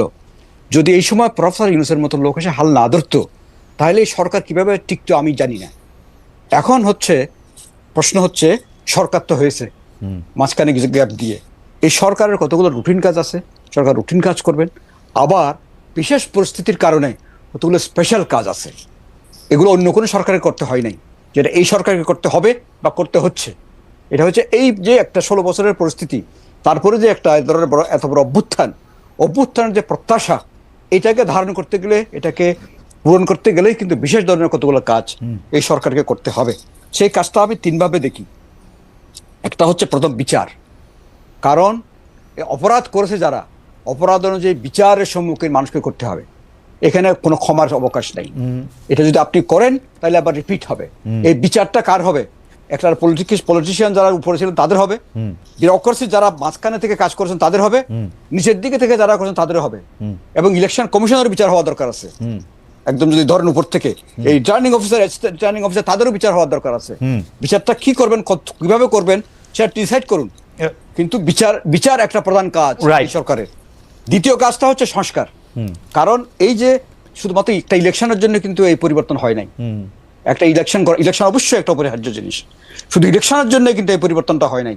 আমরা কিন্তু ভুলে যাচ্ছি এটা। সংস্কারগুলো কিন্তু কোথায় দরকার, কিভাবে দরকার, এই সংস্কারটা সব এই সরকার করে যেতে পারবে তেমন কোনো কথা নাই। যে উদ্যোগটা নিয়েছে সেটা খুব শুভ উদ্যোগ, যে কমিটি করেছে, কমিশন করেছে, সংস্কার একটা রূপরেখা তৈরি হবে। এই রূপরেখার মধ্য থেকে কিছু সংস্কার হবে, একদম ইমিডিয়েট করা দরকার। এগুলো ইমিডিয়েট করতে গেলে সংবিধানও লাগবে না, আইনও পরিবর্তন করা লাগবে না, বিনা এক্সিকিউটিভ অর্ডার এগুলো হতে পারে। আর কিছু সংস্কার হবে মধ্যবর্তীকালীন সময়ের সংস্কার, আর কিছু হয়তো দীর্ঘমেয়াদী সংস্কার। এই জন্য এই কাজগুলো করতে হবে, না করলে এই সরকার। 3 নম্বর হচ্ছে নির্বাচন। 3 নম্বর হচ্ছে নির্বাচন। ওকে, আমি আপনাকে অনেক ধন্যবাদ প্রফেসর তোফায়েল আহমেদ। আমার মনে হয় যে আপনি খুব সুন্দর করে এটা বলেছেন, কিন্তু আমাদের প্রশ্ন হচ্ছে আমলাতন্ত্রের প্রশ্নের প্রতিটি স্তরেই দলীয়করণ, প্রকাশ্যে আছে রাজনৈতিক বলয়, নিয়োগের ক্ষেত্রে মেধা যাচাইয়ের পর আবার রাজনৈতিক বিবেচনা। এই বিষয়টি শুরুতেই প্রজাতন্ত্র নয়, বরং সরকার দলীয় রাজনীতির প্রতি আনুগত্য দায়িত্ব থাকার বিষয়টি আসলে উস্কে দেয় কিনা, এটা হচ্ছে আমাদের প্রশ্ন। কিন্তু আমি আপনার মন্তব্যের প্রেক্ষিতেও কয়েকটা কথা বলতে চাই। আপনি বিচারের কথা বলেছেন, আমরা সবাই বিচার চাই, আমরা চাই সবার আগে শেখ হাসিনার বিচার হোক, আমরা চাই যে শেখ হাসিনাকে যারা সহায়তা করেছে, তারা আমলা হোক, রাজনীতিবিদ হোক, তাদের সবার বিচার হোক। কিন্তু বিচারের নামে এখন যেটা চলতেছে সেইটা আপনারা খেয়াল করতেছেন কিনা, যার তার নামে যা ইচ্ছা তাই মামলা দেওয়া হচ্ছে, একইভাবে মানে নামহীন গোত্রহীন মামলা দেওয়া হচ্ছে, এবং ফোন করে বলা হচ্ছে যে আপনার নামটা সরিয়ে দেব এই মামলা থেকে নাম প্রত্যাহার করার জন্য, সেটা দেখতেছেন কিনা। দুই হচ্ছে সংস্কার, যেটি কথা আপনি বলতেছেন, অবশ্যই এই সরকার বা প্রতিষ্ঠিত হয় নাই শুধুমাত্র ইলেকশনের জন্য, কিন্তু ইলেকশনটাও একটা বিরাট বড় কারণ ছিল যার জন্য এই সরকার পরিবর্তন হয়েছে। শেখ হাসিনা ইলেকশন দেয় নাই বলে এই সরকারের পরিবর্তন হয়েছে। ইলেকশনটা সর্বপ্রথম কাজ বলে আমি মনে করি গণতান্ত্রিক সরকারের কাছে ফিরতে হবে সবার আগে, এবং নির্বাচনটা তো করতেই হবে, নির্বাচনে নানা রকম ভাবে। স্যার, আপনি যদি আমার প্রশ্ন জবাব দেন এবং আপনার মন্তব্যের প্রেক্ষিতে আমার মন্তব্যের ব্যাপারেও যদি স্যার একটু আলোচনা করেন। আমি বিচারের ক্ষেত্রে কিন্তু তদন্ত পর্যায়ে একদম শেখ হাসিনার পথে হাঁটতেছে অনেকগুলি জায়গায়, আমি 100টা উদাহরণ দিতে পারি। সংস্কারের ক্ষেত্রে আমি বলতে পারি যে সংস্কারটা গণতান্ত্রিকভাবে করা উচিত, আর নির্বাচনের ক্ষেত্রে আমি বলতে পারি যে যা যা কিছু নির্বাচনী মেজার নেওয়া উচিত সেগুলি নেওয়া উচিত। না, আপনার সাথে মোটা দাগে কোনো দ্বিমত নাই, কিন্তু বিচারের ক্ষেত্রে যেটা হচ্ছে সেটার সাথে আমি একমত। যাকে যেই ধারায় যেখানে মামলা দেওয়া দরকার, সবাইকে যদি আপনি খুনের মামলা দেন, এটাতে প্রমাণ করা ডিফিকাল্ট হবে। যেমন কিছু পদলেহী সাংবাদিক, তাদের নামে আপনি মামলা দিয়েছেন, এটা খুনের মামলা, তার খুনে কোথায় আপনি জড়িত করবেন? তার যেটা যেখানে যে অপকর্মটা করেছে সেই অপকর্মের জন্য তার মামলা দেন, তাকে খুনের মামলা কেন দেবেন আপনি? তাহলে তো এটা তো হচ্ছে তাকে আসলে একটা ইমিউনিটি দেওয়ার জন্য আপনার এটা করা হয়েছে বলে আমার মনে হয়। যাকে যে কাজে, যেমন ধরেন কিছু পলিটিশিয়ানস আছেন, তারা সরাসরি খুন করেন নাই, হয়তো হুকুম দিয়েছেন, সহায়তা করেছেন, কিন্তু উনি অনেক ফাইন্যান্সিয়াল দুর্নীতি করেছেন, কারাপশন করেছেন, টাকা পাচার করেছেন, তাকে সেখানে আপনি ভালো করে তারটা প্রমাণ করুন, ওটাই যথেষ্ট তার জন্য। তারা খুনের মামলা দিয়ে তারা কিছু করাচ্ছে, তার যে ফাইন্যান্সিয়াল ইরেগুলারিটি এবং যে কারাপশন, ওখানে তাকে ভালো করে জব্দ করেন আপনি। সেই জন্য বলছি যে যেখানে যাকে মামলা যেভাবে দেওয়ার জিনিসটা, সেই জিনিসগুলো সেভাবে যাচ্ছে না বলে আমার ধারণা। এক্ষেত্রে আপনার সাথে আমি একমত। দ্বিতীয় হচ্ছে সংস্কারের প্রশ্নটা আপনি এত হালকা করে দেখলে হবে না। কারণ হচ্ছে সংস্কারটা হচ্ছে, আমি তো বলছি না যে সরকার সব সংস্কার করার পরে নির্বাচন দিবেন। সংস্কারের একটা উদ্যোগ নেওয়া হয়েছে, সবাই একমত হয়েছেন, রাজনৈতিক দলরা একমত হয়েছেন, সবাই একমত হয়েছেন, কমিশনগুলো হয়েছে। 6টা কমিশন তো এই মাসের মাঝামাঝির মধ্যে রিপোর্ট দিয়ে দিবেন। তাইলে সেগুলো তো নিয়ে তা লাভ করতে হবে, করে কতটুকু করা সম্ভব। আর নির্বাচনেরও তো একটা মোটামুটি একটা সময়সীমা দিয়ে দেওয়া হয়েছে। তারা কি আরো আগে চান নির্বাচন? পরিষ্কার করে বলুন যে আগামী 6 মাসে আমাকে নির্বাচন দিতে হবে। এখন যেটা প্রধান উপদেষ্টা মহোদয় যে তারিখ, সেই সময়সীমা দিয়েছেন, সেই সময়সীমার সাথে একমত না হলে বলুন যে আপনার সময়সীমাটা আরো সংক্ষিপ্ত করুন, আমাদেরকে দিন। না, এই সময়সীমা একদমই যৌক্তিক, এবং আমি মনে করি যে ঠিক আছে। তাহলে নির্বাচনীয় সংশয়টা কেন থাকবে? আমি তো সংশয়টা ছিল হচ্ছে যে প্রফেসর ইউনূস তো একটা সময়সীমা দিয়েছেন, সেটা তো বেশি দিন হয়েছে দেন নাই, সেটা অল্প কিছুদিন হয়েছে দিছেন। প্রথম দিকে তো মনে হচ্ছিল 4 বছর থাকবেন, 5 বছর থাকবেন, সব সংস্কার করে যাবেন, সেই ক্ষেত্রে এটা ঝামেলা তৈরি হয়েছিল। আমার কাছে এই কথা একবারও মনে হয়নি, কারণ ওনার সাথে 2-4 বার কথা বলার আমার সুযোগ হয়েছিল। কথা বলে যতটুকু বুঝেছি, উনি কালকে দিয়ে চলে যেতে পারলেই বোধহয় বাঁচে, কিন্তু জাতি বাঁচবো কিনা? উনি যদি কালকে দিয়ে চলে যায়, জাতি বাঁচবে? এই কথা তো চিন্তা করতে হবে আমাদেরকে। এই লোকটাকে ধরে এনে বসিয়েছেন বলেই তো আজকে বিদেশে অন্য জায়গায় আপনি মুখ রক্ষা করতে পারছেন। এটাকে মোকাবিলা করতে পারতো না। আমি আপনার সাথে এগুলো ভাবতে হবে, কিন্তু আমি আপনার সাথে একমত যে প্রফেসর ইউনূসের বক্তব্য এবং অনেক সময় অনেক উপদেষ্টাদের বক্তব্য, অনেক সময় এই সরকারের যারা সমর্থক যে নাগরিকরা আছেন তাদের বক্তব্য আসলে অনেক সময় মনে হয় অন্যরকম। স্যার, আপনারা মনে হয় কিনা আমি জানি না।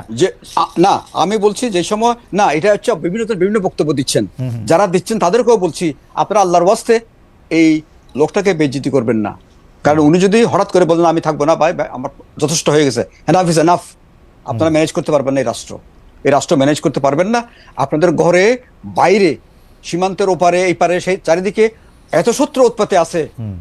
এখন এই লোকটা একটা শিল্ড হিসাবে কিন্তু আপনি এখন ব্যবহার করতে পারছেন, কিন্তু তাকেও যদি আপনি সঠিকভাবে হ্যান্ডেল না করেন, তাহলে কিন্তু আমাদের বিপদ কিন্তু কাটবে না। আর যেটা বলতেছিলাম যে স্যার, যে আমলাতন্ত্র এবং প্রশাসনের প্রতিটা স্তরে যে দলীয়করণটা যেটা আশা বসছে, সেটা আপনি কিরকম দেখতেছেন? আমরা অন্য প্রসঙ্গে একটু বেশি আমার মনে হচ্ছে আপনি যে এখানেও আপনার অবজারভেশনের সাথে আমি একমত। জি, কারণ দলীয়করণ মানে কি, যে লোকগুলো আগে ওই সরকারের পদলেহন করেছে, সেই সব তাদের পদলেহনের কিন্তু এটা একটা শৈল্পিক পর্যায়ে পৌঁছে গেছে, এটা একটা শিল্প হয়ে গেছে। তারা জানে এখানে কিভাবে পদলেহন করতে হবে। যারা আগে পদলেহন করে নাই তারা এখনো পারছে না, কারণ তাদের অভ্যাস নাই, এটা তাদের রক্তের মধ্যে সেটা নাই।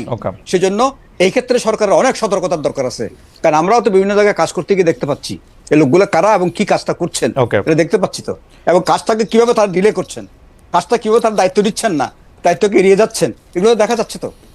এটা কি যারা সরকারে আছেন, যারা উপদেষ্টা আছেন বা এরকম উচ্চ পদে আছেন, তারা কি বুঝতে পারছেন না এটা? কিন্তু এখানে আত্মীয়করণ, আত্মীয় স্বজন এনে বসিয়ে দেওয়া, পরিচিতকে বসিয়ে দিয়ে তার থেকে সার্ভিস না নেওয়া, তাকে একটা পুরস্কার দেওয়া, এইগুলোর থেকে বেরিয়ে আসতে হবে আমাদের। এখানে অনেক কঠোরতার দরকার আছে, যে কঠোরতা না থাকলে এই যে অভ্যুত্থানের যে প্রত্যাশা সেটা পূরণ করা সম্ভব না। বিশ্ববিদ্যালয়গুলোর দিকে দেখতে পাচ্ছি যে কি রকম লোকদের কোথায় কাকে বসানো হয়েছে।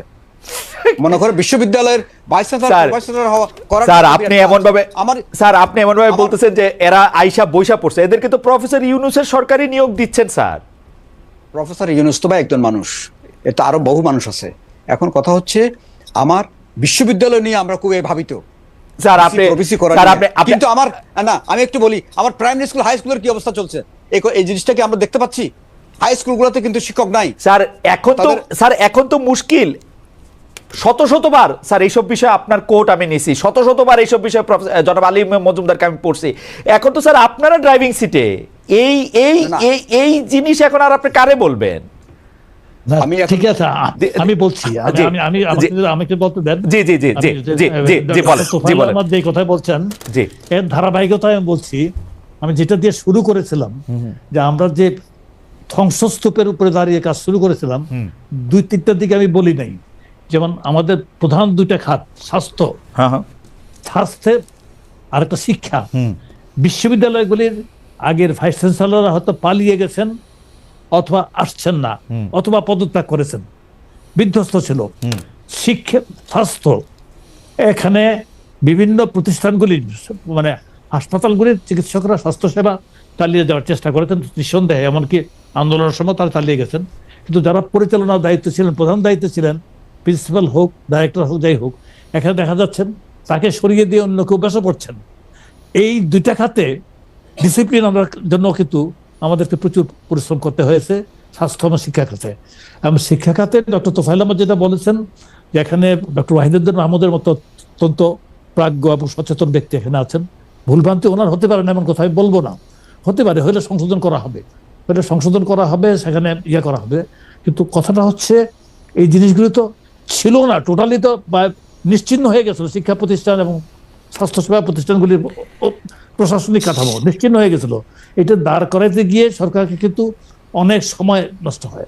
এবং পাশাপাশি কিছু লোক এই প্রত্যাশাটা এমন বেশিভাবে ডেভেলপ করে যে আজকে আমার সব দাবি আদায় করতে হবে, তখন রীতিমতো হবে। স্যার, এটা সহজ কথা আপনারা জিজ্ঞেস করি। একটা তো হচ্ছে যে আওয়ামী লীগ সবগুলি প্রতিষ্ঠানের ধ্বংস করে সবগুলি প্রতিষ্ঠানে এমন এক জায়গায় নিয়ে গেছিল যে এদের আসলে না পালায় উপায় ছিল না। মানে এটা প্রফেসর তোফায়েল আহমেদ ঠিক কথাই বলছেন, বায়তুল কারমের মুফতি থেকে শুরু করে প্রধানমন্ত্রী থেকে শুরু করে সব পালাই গেছে, শিক্ষক, এই ভাইস চ্যান্সেলরগুলিও পালাই গেছে। কিন্তু স্যার মাঝামাঝি কিছু লোকও তো ছিল। এখন আপনি vice chancellor, pro vice chancellor, proctor, আপনি বাইচ্ছা এসে লোক নিয়োগ দিবেন যেটা আরেকটা এক্সট্রিম রাজনৈতিক মতাদর্শের লোক বা তাদের ধরন, মানে একই রকম ভাবে মাঝার কোনো লোক নাই পৃথিবীতে। না, আমি সে সম্পর্কে আমি তাদের সম্পর্কে আমি কোনো মন্তব্য করব না। এটা যেহেতু এখানে অত্যন্ত দক্ষ এবং অভিজ্ঞ একজন উপদেষ্টা এখানে আছেন এবং সচিবও দেওয়া হয়েছিল, এখানে আজকে যিনি ক্যাবিনেট সচিব আছেন তাকে কিন্তু আমরা ওখানে শিক্ষা মন্ত্রণালয় দিয়েছিলাম। তো সেই ক্ষেত্রে এই যে নিয়োগ প্রক্রিয়াতে সকল দ্রুততার সাথে যেহেতু কাজগুলি করতে হয়েছে, এখানে ভুল হতে পারে। আমিও যে কাজগুলি, আমি কিন্তু প্রথম উপদেষ্টা যেদিন আমাকে ডেকে আনেন এবং কাজ করার জন্য দায়িত্ব দেন, আমি বলেছিলাম স্যার এই কাজগুলি যেহেতু দ্রুত করতে হবে, কিছু ভুল হতে পারে, ভুল হলে সংশোধন করবো। ঠিক তেমন ভাবে কিছু তখনও কিন্তু আমি যখন ভুল হয়েছে সংশোধন করেছি। এই ক্ষেত্রে আজকেও যাদের নিয়োগ দেওয়া হয়েছে সেই ক্ষেত্রে কোনোটা যদি যথাযথ না হয়ে থাকে মানে সে সংশোধন করতে হবে, সংশোধন করা হবে, সে করা যায়। কিন্তু কাঠামোগুলি ভেঙে পড়েছিল, এগুলিকে দাঁড় করানো হয়েছে। আর এজ ওয়েল এজ যেটা বলছেন রাজনীতি বিরাজনীতিকরণ করা, যেটা এটা রাজনীতিবিদদের অঙ্গীকার ছাড়া এগুলি টোটালি। স্যার আপনারা তো রাজনীতিবিদ না, কিন্তু আপনারাও কি বেশিরভাগ সিদ্ধান্ত একটু পপুলিস্ট জায়গা থেকে নিতেছেন, বেশিরভাগ জনতুষ্টিমূলক সিদ্ধান্ত নিচ্ছেন? না, জনগণের সন্তুষ্টির কথা তো বিবেচনা সবাইকে রাখতেই হবে, এটা রাখতেই হবে, জনগণ যাতে খুশি হয়। যেমন আমরা ওএমএস বাড়াই দিচ্ছি বা ইয়ে করছি যাতে জনগণ যাতে উপকৃত হয়, খুশি হয়। জনতুষ্টি ব্যাপারটা কিন্তু খুব খারাপ শব্দ না, কিন্তু এটা ভালো শব্দই। তবে ব্যাপারটা হচ্ছে অযোগ্য লোক যাতে না হয় এবং সে যাতে কোনো একদিকে হেলে না পড়ে, ওই জাতীয় লোক হওয়া উচিত সকল ক্ষেত্রে, এটা আমি মনে করি। এক্ষেত্রে কোনোটা ভুলভ্রান্তি হলে সংশোধনের সুযোগ আছে। স্যার আপনি একটা অসাধারণ, স্যার প্রফেসর তোফায়েল আহমেদ, আমি একটা অন্য প্রসঙ্গে যেতে হবে। আমি এই প্রসঙ্গে আবার আপনার কথাও শুনবো, আবার এইটার কথাও শুনবো, যে আপনি একটা অসাধারণ, আপনার কথা দিয়ে একটা হেডলাইন হয়েছিল যেটা আমার কাছে খুব পছন্দ হয়েছিল পত্রপত্রিকায়। আপনি বলেছিলেন, জনাব আলী ইমাম মজুমদার, আমিও মধ্যবিত্ত, নিজেই বাজার করি, চাপে আছি। আমার খুব পছন্দ হয়েছিল আপনার উক্তি। এখন সবজির বাজারে স্বস্তি থাকলেও মুরগির বাজার, তেলের বাজার, চালের বাজার চড়া। ইদানিং আপনার বাজার করার অভিজ্ঞতা আর আছে কিনা? প্রধান উপদেষ্টা ডক্টর মোহাম্মদ ইউনূস আমাদের সবার প্রিয়, এবং আমি জনাব তোফায়েল আহমেদের সাথে একমত যে তিনি এসে এই সময় হাল না ধরলে বিদেশে বা আন্তর্জাতিক অঙ্গনে হয়তো আমাদের বড় সমস্যা হইতো। সম্প্রতি এক সাক্ষাৎকারে বলেছেন, স্যার আপনারা খেয়াল করেন যে আপনারা, মানে উনি বলছেন যে তারা, মানে প্রফেসর ইউনূসরা ভাগ্যের উপর ছেড়ে দিয়েছেন ব্যাপারটা। বাজার ও দ্রব্যমূল্য কি স্যার আপনারা ভাগ্যের উপর ছেড়ে দিয়েছেন কিনা? না, ব্যাপারটা হয়তো উনি কথার কথা হিসেবে কথাটা বলেছেন আর কি। আসলে তো ব্যাপারটা হচ্ছে কি, বাজারটাকে নিয়ন্ত্রণ করা বলা যায় না, চালের দামটা আমি নির্ধারণ করে দিতে পারি না, মার্কেট রেগুলেট করবে। কিন্তু মার্কেটটা যাতে রেগুলেট করা যায়, যার জন্য মার্কেটে আমরা ফুড গ্রেন ইনজেক্ট করি, যেটা চাল কি যেটা বলেন, চালের দামটা কম রাখার জন্য আমরা ইনজেক্ট করি, আমরা বিদেশ থেকে কিনে আনি, প্লাস বর্তমানে আমানের সময় লোকাল প্রকিউরমেন্ট চলছে, এটা আমরা ক্রমান্বয়ে ইনজেক্ট করে যাচ্ছি। আপনার ওএমএস টিসিবির মাধ্যমে আমরা করছি, সেই চাল আমাদের খাদ্য বিভাগের গোডাউন থেকে যাচ্ছে, খাদ্য বিভাগের ওএমএস আছে। তারপরে খাদ্য বান্ধব কর্মসূচি বলে 5 মাস 50 লক্ষ মানুষ 30 কেজি করে প্রতি মাসে চাল পান, সেটাও আমরা করে যাচ্ছি। এই চালগুলি কিন্তু যাচ্ছে, তারা কিন্তু বাজারে চাল কিনতে যেতে হচ্ছে না, সুতরাং এটা কমে যাচ্ছে। সুতরাং একেবারে আপনার বাজারটা, চালের বাজারটা নিয়ে কিন্তু একটা ড্রামা আছে, কিন্তু এখানে এমন পর্যায়ে এটা কমানো যাবে না বা কমানো ঠিক হবে না যখন আবার বলবে যে চাষি তার অবশ্যই চাষি যাতে দাম পায় সেটার পক্ষে আমি, এবং আমার কাছে মনে হয় যে এটা, কারণ কৃষক যদি চাষ করা ছেড়ে দেয় তাহলে আমাদের সবাইরই কিন্তু আমদানি করা খাবারের উপরে নির্ভরশীল হতে হবে। ডলার তো চিবায় খাওয়া যাবে না, ডলার তো চিবায় খাওয়া যাবে না। বড় একটা ডিলেমার মধ্যে আমরা থাকি। আমরা চেষ্টা করছি যাতে মানুষের ক্রয় সীমার মধ্যে থাকে, অ্যাজ ওয়েল এজ চাষি যাতে তার উৎপাদিত পণ্যের ন্যায্য মূল্য পায়। স্যার ওই যে মাঝখানে যাদের কথা শুনতাম, মধ্যস্বত্ব ভোগকারী, দালাল, চাঁদাবাজি, এগুলি কি স্যার আপনি কেমন দেখেন? আগের মতোই আছে, বাড়ছে, কমছে, কি হয়েছে? না, আপনার মধ্যস্বত্ব ভোগী তো আপনার ধরেন হোলসেলার, রিটেলার, এগুলো তো থাকবে, সিস্টেমের মধ্যে থাকবে, সারা পৃথিবীতেই বোধহয় আছে। কারণ মেঘনা থেকে মাছ ধরে এনে জেলে এখানে বাজারে বসে মাছ বিক্রি করবে না, বিভিন্ন মধ্যস্বত্ব ভোগী থাকবে। চাঁদাবাজি আগের মতো নাই, সেই অবস্থাটাকে আমি অবশ্যই বলতে হবে। তবে চাঁদাবাজি একেবারে ইয়ে করা গেছে তা না, রাতারাতি দেশটা বেহেস্ত হয়ে গেছে না বেহেস্ত হয়ে যাবে এই প্রত্যাশা করাও ঠিক না, হয়ে গেছে এমন দাবি করাও ঠিক না। এটা গ্রাজুয়ালি নিতে হবে ওইদিকে, আগের মতো অবস্থানে নাই, অবশ্যই এটা আমি বলতে পারবো।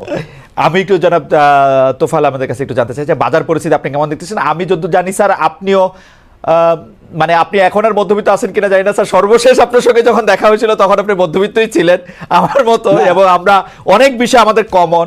যে স্যার আপনার কাছে কি মনে হয়, মানে আমি মধ্যবিত্ত না নিম্নবিত্ত হয়ে গেছি বুঝেছেন? বাজারে স্যার এই সরকার একটা সরকারের কারণে না, এটা কারণ হচ্ছে গত সরকারের সময়ে আসলে আমি কোনো কাজকর্ম করতে পারিনি, কথাবার্তা বলেছি বলেই কাজকর্মের মধ্যে যে কাজকর্মগুলো আগে করতাম, ধরেন কনসালটেন্সি বলেন, টিচিং এর বিভিন্ন জায়গায়, যেমন আমার এরকম অনেক প্রতিষ্ঠান আমাকে নিতে চেয়েছে, সেটা বাধা পেয়েছে, নিতে পারে নাই।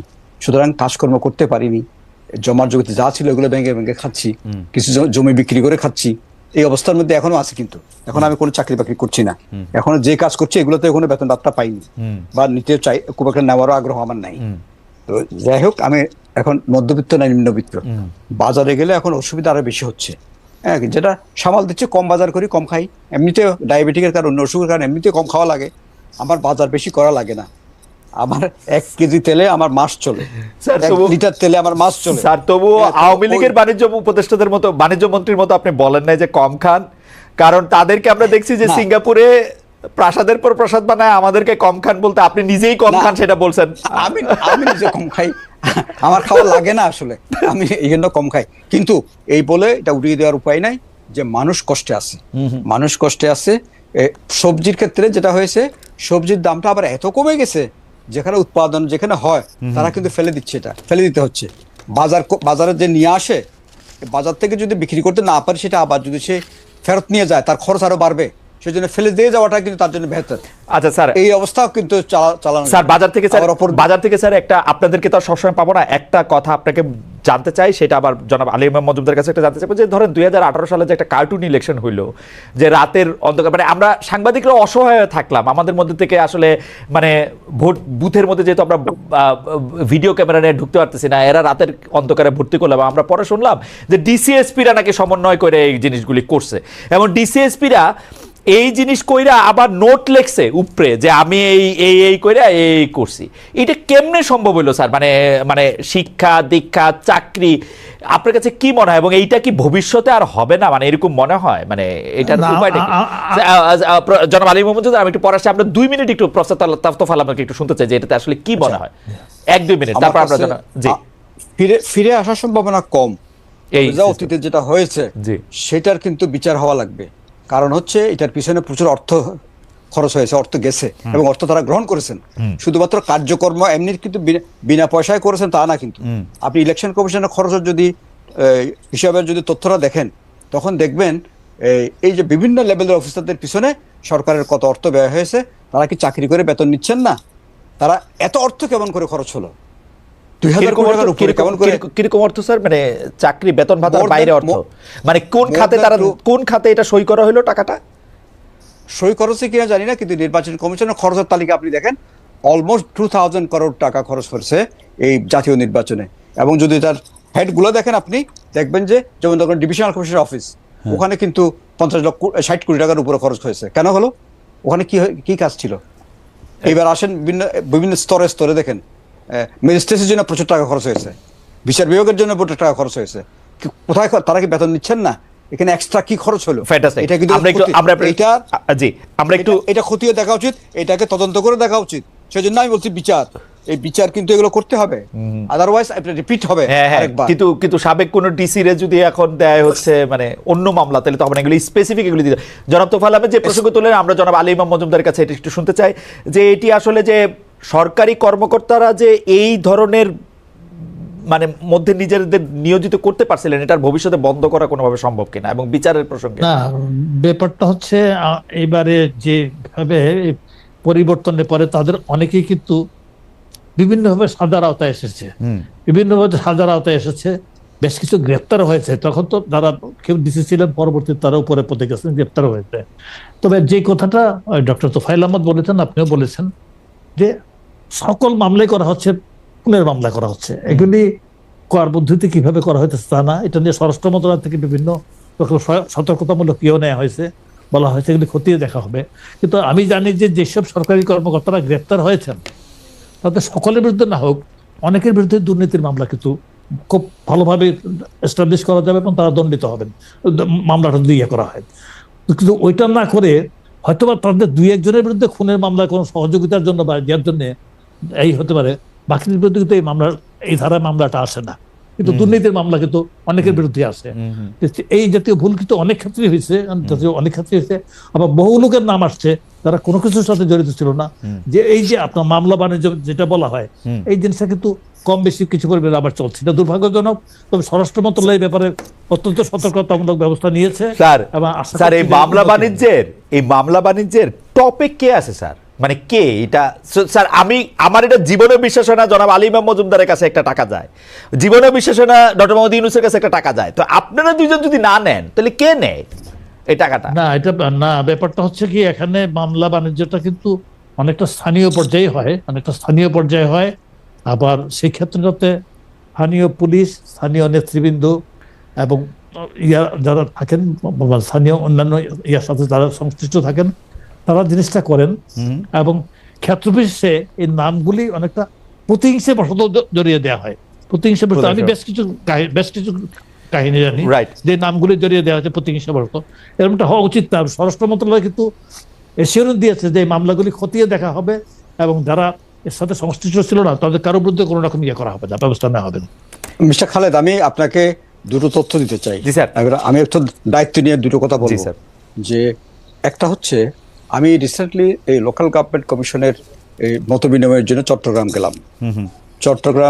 চট্টগ্রামের কিছু নামকরা বিজ্ঞ উকিল এবং ওখানকার কিছু স্থানীয় গণ্যমান্য ব্যক্তি, ইভেন জুডিশিয়ারির কিছু লোকের সাথে আমার কথাবার্তা হলো। সবার মধ্যে একটা হতাশা আসলো যে ওখানে চট্টগ্রামে একজন জেলা জজ নিয়োগ পেয়েছিলেন, 3 মাস ওনার ওখানে সময়কাল, এবং 3 মাসের মধ্যে উনি অনেক পজিটিভ চেঞ্জ করেছেন এবং সবাই এটা অ্যাপ্রিসিয়েট করছে। এবং চিটাগং বার কাউন্সিলের সদস্য প্রায় 8 থেকে 9 হাজার, 8 থেকে 9 হাজার বার কাউন্সিল সবাই চাচ্ছে এই লোকটা থাকুক এবং তাকে 3 মাসের মধ্যে ট্রান্সফার করে দেয়। উনি জেলা জজ থেকে হয়ে গেছে শিশু মহিলা বিষয়ক বিচার, এই যে জেলা জজ, সেটা ওনাকে পদায়ন করা হয়েছে ওই একটা ছোট ডিস্ট্রিক্টে নর্থ বেঙ্গলের কোথাও। এই 3 মাসের মধ্যে একটা জেলা জজকে এভাবে অপমান করে বেজ্জতি করে এই ট্রান্সফার করলো। সমস্ত বার চেষ্টা করলো সরকারের কাছে বলার যে এই লোকটা অনেক ভালো কাজ করছেন, আমরা বার একমত হয়ে একে চাচ্ছি, আসলো না। কিন্তু লোকটার অতীতেরও কিন্তু সুনাম আছে, তার 28 বছর 29 বছরের সার্ভিস, এর মধ্যে বড় ধরনের কোনো কলঙ্ক তার নাই, বড় না ছোটও নাই। কিন্তু এটা হলো, এবং এটা প্রধান বিচারপতির কাছে যারা যেতে চেয়েছে ঢুকতে পারে নাই, আইনমন্ত্রীর কাছে যেতে চেয়েছে তারা ঢুকতে পারে নাই, কিন্তু আলটিমেটলি লোকটা ট্রান্সফার হয়ে গেছে। আচ্ছা, এই গেল একটা কেস। এটা এক ধরনের একটা সৎ মানুষের বিরুদ্ধে এটা ব্যবস্থা নেওয়া হয়েছে। কেন নেওয়া হয়েছে আমি জানি না, কি কারণ। আচ্ছা, আরেকটা বলি, ডেস্কোর এখন যে বর্তমানে এমডি আছে, হ্যাঁ, একজন ব্রিগেডিয়ার জেনারেল, তার বিরুদ্ধে আমি যমুনা টেলিভিশনে একটা বিরাট ধরনের দেখলাম ফিচার, যে উনি ল্যান্ড গ্রাবার এবং অনেক জায়গা জমি দখল করেছে এবং ইলিয়াস মোল্লার সাথে তার কলিউশনে এই কাজটা করেছে। তাকে তো বহাল আছে, সসম্মানে বহাল আছে পজিশনের মধ্যে, এটা নতুন নিয়োগ হয়েছে। এটা এই জিনিসগুলো কিন্তু খুব ইম্পর্টেন্ট। এই যে পিক এন্ড চুজ এবং মানে কার ক্ষেত্রে, মানে কোন বিচারে, কোন ন্যায় বিচারে। আমি জানি যে আপনি যে দুটি একদম স্পেসিফিক উদাহরণ তুলে ধরছেন একজন জেলা জজ সম্পর্কে, মানে আমি জানি না, মানে প্রফেসর আসিফ নজরুলরে দেখা হইলে নিশ্চয়ই আমরা তার কাছ থেকে জানতে চাইতে পারি, কারণ প্রফেসর আসিফ নজরুলের কাছেও তো সবার আসলে এখন অ্যাক্সেস নাই। যাই হোক, আমি সর্বশেষ প্রসঙ্গে চলে আসি। আমাদের অনুষ্ঠানের নির্ধারিত সময়সীমা শেষ, কিন্তু আমরা একটু প্রডিউসারদের অনুরোধ করে আমরা একটু এক্সটেন্ড করছি আমাদের এই সময়সীমা। সেটা হচ্ছে সচিবালয়ের অগ্নিকাণ্ডের ঘটনা নিয়ে আমরা একটু জনাব আলী মজুমদার আপনার দৃষ্টি আকর্ষণ করতে চাই। আপনার কাছে কি মনে হয় যে এটা কি একটা নিছক দুর্ঘটনা? কারণ দুর্ঘটনা যে কোনো সময় ঘটতে পারে, যে কোনো সেফ জায়গায় দুর্ঘটনা ঘটতে পারে, আবার এটা ষড়যন্ত্রও হইতে পারে। কিন্তু আমার কাছে যেটা একটু কোশ্চেনেবল স্যার, এই দুর্ঘটনা ঘটার পরে বা পরপরই এইখানে অনেক গুরুত্বপূর্ণ নথি ছিল, এগুলি সব পুড়ে গেছে, আওয়ামী লীগের দুর্নীতির এটা ছিল, সেই জন্য আমরা এটা পাই নাই। অনেকে আবার আরেক রকমভাবে ইঙ্গিত দিতে শুরু করছেন আমাদের বিরুদ্ধে এটা ষড়যন্ত্র, এবং সেইগুলি করতেছেন হচ্ছে রাষ্ট্রের গুরুত্বপূর্ণ লোকেরাই। এগুলি স্যার আপনি কিভাবে দেখেন? বা এটা এখন দেখেন, আমাদের কিন্তু একটা মানে মূলত ব্যাপারটা এখনো কিন্তু একটা সিস্টেম নিয়ে কাজ করতে হবে। এই নিয়ে স্বরাষ্ট্র সচিবের নেতৃত্বে একটা কমিটি হয়, এতে বেসামরিক বিভিন্ন সংস্থা থেকে আরম্ভ করে সামরিক বাহিনী, বুয়েট, তাদের লোকজন নেওয়া হয়েছে, বিশেষজ্ঞ নেওয়া হয়েছে। তা আমাদেরকে তো মূলত তাদের একটা প্রতিবেদনের উপর নির্ভর করতে হবে। এই প্রতিবেদনের মধ্যে এটা নিছক এটাকে দেখানো হয়েছে দুর্ঘটনা হিসেবে। চূড়ান্ত প্রতিবেদন এখনো আসে নাই, চূড়ান্ত প্রতিবেদন পাওয়ার পরে আরো নিশ্চিত হওয়া যাবে। প্রাথমিকভাবে এটা কিন্তু দুর্ঘটনা হিসেবে দেখানো হয়েছে। এখন নথিপত্র কিন্তু ছায়া নথি থাকে, কারণ দুর্নীতি বা ইয়ে হইলে কোনো কিছু একটা গেলেই, আজকে খাদ্য মন্ত্রণালয়ে কোনো একটা ক্রয়ের নথি যদি চলে যায়, দেখা যাবে খাদ্য অধিদপ্তরে কিন্তু সেই নথিটা কিন্তু আছে, যে তার অমুক থেকে এত এই দামে এত তারিখে এটা কেনা হয়েছিল। এটা একেবারে গায়েব করতে পারবে না কোনো কিছু। তা সত্ত্বেও আশঙ্কা যারা করছেন তারা অমূলক করছেন এমন না, অতীতে এমন কিছু হয়েছে, অতীতে এই ধরনের কিছু হয়েছে, ওইসব তিক্ত অভিজ্ঞতা থেকে এই ধরনের। কিন্তু স্যার আমার প্রশ্ন হচ্ছে যে একটা ঘটনা ঘটার পরে এই আওয়ামী লীগের মন্ত্রী হাসান মাহমুদ বা খালিদ মাহমুদ স্টাইলে এই যে মন্তব্য দিয়ে দিতেছে এই ক্যাবিনেটের সদস্যরাও, এটা কিরকম স্যার? এটা কি আপনার আলোচনা হয় আপনাদের মধ্যে যে এটা আমরা কম দিতে পারি? না, আমার মনে হচ্ছে যে ক্যাবিনেটের স্পোকসপারসন হিসেবে তো একজন উপদেষ্টাকে দায়িত্ব দেওয়া আছে। সৈয়দ রিজওয়ান হাসান জেনারেলি ব্রিফ করেন, ক্যাবিনেট সেক্রেটারি মাঝে মধ্যে ব্রিফ করেন। ক্যাবিনেট মিটিং যখন ফর্মাল ক্যাবিনেট মিটিং যখন হয়, তবে এটা নিয়ে ফর্মাল ক্যাবিনেট মিটিং তো হয় নাই। এটা ফর্মাল ক্যাবিনেট মিটিং হচ্ছে যেদিন রিপোর্ট প্রেজেন্ট করা হয়েছে ওই দিন। এর আগে যেটা হয়েছে ফর্মাল ক্যাবিনেট মিটিং হয় নাই। আর সচিবের নেতৃত্বে জেনারেলি কমিটি খুব কম গঠিত হয়। এখানে কিন্তু স্বরাষ্ট্র সচিবের নেতৃত্বে কমিটি গঠন করার জন্য তীব্র দাবি ছিল। প্রথমত একটা কমিটি হয়েছিল একজন অ্যাডিশনাল সেক্রেটারির নেতৃত্বে, তো সকলেই বলেন নাই কমিটি বাতিল করা হোক, স্বরাষ্ট্র সচিবের নেতৃত্বে কমিটি করা হোক, তাই করা হয়েছিল। এবং করার মাধ্যমে 4 দিনের মাথায় তারা প্রতিবেদন দিল, প্রাথমিক প্রতিবেদন। এখানে ফায়ার ব্রিগেড, এক্সপ্লোসিভ এক্সপার্ট যারা আর্মির, বুয়েটের যারা টিচার, বিশেষজ্ঞ টিচার, গণপূর্তের লোক যারা, সকলেই তো অপিনিয়নটা দিল যে এটা দুর্ঘটনা একপদ ব্যাপারটা দুর্ঘটনাটাই আছে। ডক্টর তোফায়েল আহমেদ, আপনার কাছ থেকে এই প্রসঙ্গে, এটা আমাদের শেষ প্রসঙ্গ, যে সচিবালয়ে দুর্ঘটনাটা আপনি কিভাবে দেখেন? ষড়যন্ত্র বা নানা জায়গা থেকে নানা কথা যে খুব চট করে চলে আসে, এই ব্যাপারটাকে আপনার বিশ্লেষণ? না, এখন ষড়যন্ত্রের তত্ত্ব আমাদের অনেক পুরনো। সবাই কিন্তু এই মাইন্ডসেটের মধ্যে ষড়যন্ত্র শব্দটা খুব ঘুরে, কিছু হলেই ষড়যন্ত্র দেখি আগে। এর মধ্যে কোনো অবজেক্টিভ রিজন থাকতে হবে। আমি তদন্তের উপরে আস্থা রাখবো, তদন্তটা ভালোভাবে হোক। তবে নাশকতার আশঙ্কাকে একদম উড়িয়ে দেওয়া যাবে না, কারণ এটা বহু দিক থেকে নাশকতার প্রশ্ন আসবে। চট্টগ্রামের আদালতের নথি গায়েব হয়ে গেছে, অনেকগুলো নাই, তাই না? নথি চুরির একটা ঘটনা বিভিন্ন দিকে বিভিন্নভাবে যাচ্ছে। পুড়ে গেলে শুধু নষ্ট হচ্ছে তা না, আগুন লাগা না, আগুন না লাগেও কিন্তু নথি চুরি হচ্ছে। সেই জন্য আগুনের ক্ষেত্রে তো অবশ্যই সতর্ক থাকতে হবে, কারণ আমাদের সবগুলো সরকারি স্থাপনা এত অত্যাধুনিকভাবে নির্মিত হয়েছে বলার মতো না। এখন অফিসগুলোতে গেলে আপনি অসুখগুলো অফিস, যদি আমরা অনেকদিন ধরে অফিস আদালতে খুব কম গেছি, যাওয়া যায় নাই, যেতে দেওয়াও হয় না। যেমন আমি লোকাল গভর্নমেন্ট মিনিস্ট্রিতে, যিনি আগে সচিব ছিলেন, আমি অনেকবার অ্যাপয়েন্টমেন্ট চেয়েছি, উনি সরাসরি ডিনাই করেছেন, অ্যাপয়েন্টমেন্টই দেন নাই। তো এখন সচিবালয়ে গেলাম, দেখলাম যে আরে বাবা, সচিবালয় নতুন সাজে সজ্জিত হয়েছে। হঠাৎ করে 2 দিন পরে শুনি যে হঠাৎ করে আগুন লেগে সব শেষ হয়ে গেছে। সুতরাং এই যে সুসজ্জিত অফিসগুলোর সুরক্ষা এবং এগুলোর নিরাপত্তার বিষয়ে সচেতন থাকা দরকার। আর বিশেষ করে নথিপত্র, এখন ই নথি এবং অনলাইনে এগুলো হওয়ার দরকার। হারিয়ে গেলে, পুড়ে গেলে যেন এগুলো কোনোভাবে নষ্ট না হয়, সেই ব্যবস্থাটা যাওয়া উচিত সর্বক্ষেত্রে। এটা কোর্টের নথি, দুর্নীতির নথি, এগুলো তো অনেক বেশি ইম্পর্টেন্ট। তারপরে ক্রয় বিক্রয়ের তো অনেক বেশি ইম্পর্টেন্ট। এইসব নথিগুলোর জন্য সুরক্ষা রক্ষা করা হয়, সব পুড়ে গেলে যেন নথি থাকে, রেকর্ড থাকে। জনাব আলী মজুমদার অবশ্য জানিয়েছেন যে সব নথিরই আসলে ছায়া নথি থাকে, এবং এখন অনেক বেশি পরিমাণে মানে নথি পুড়ে গেলে সেটা ধ্বংস হয়ে যাওয়া, এটা কিছুটা মানে ইটস এ প্র্যাকটিক্যাল ইম্পসিবিলিটি। সুতরাং আমরা নিশ্চয়ই দেখব যে আসলে এটা কি কারণে লাগছে এবং ভবিষ্যতে এটা কেমনে রোধ করা যায়। অনেকগুলি বিষয় নিয়ে কথা বলার জন্য জনাব আলী মজুমদার, আপনাকে অনেক ধন্যবাদ। অনেক ধন্যবাদ ডক্টর তোফায়েল আহমেদ, আপনাকেও।